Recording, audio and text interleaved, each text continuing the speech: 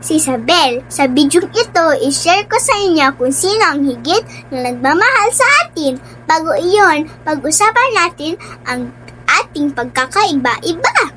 Ako ay pinanganak na payat. May iba sa atin ay mataba. Ako ay maputi.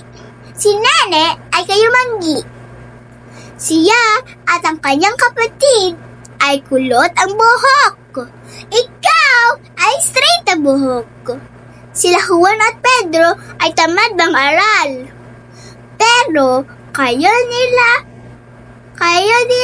Pepe at Jose ay masipag mang-aral.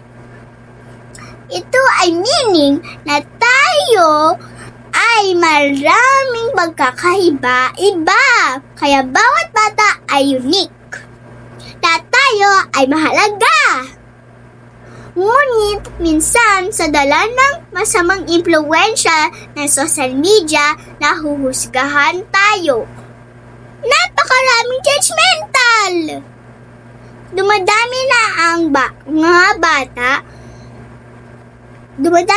ang mga batang matitigas ang ulo.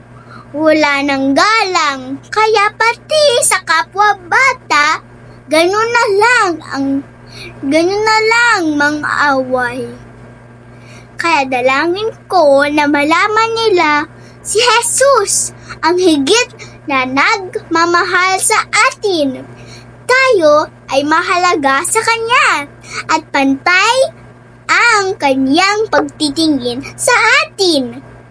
Siya ay isang halimbawa na dapat nating tularan kung paano niya iniibig ang bawat isa kahit na may pagkakaiba tayo.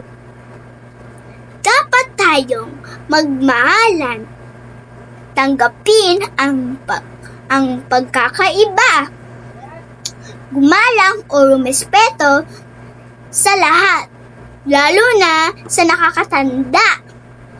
Magbigay at magtulungan dahil malulugod at mapupurihan natin ang Diyos. Yun lang po ang aking sasabihin. Salamat po sa oras ninyong araw. Paalam!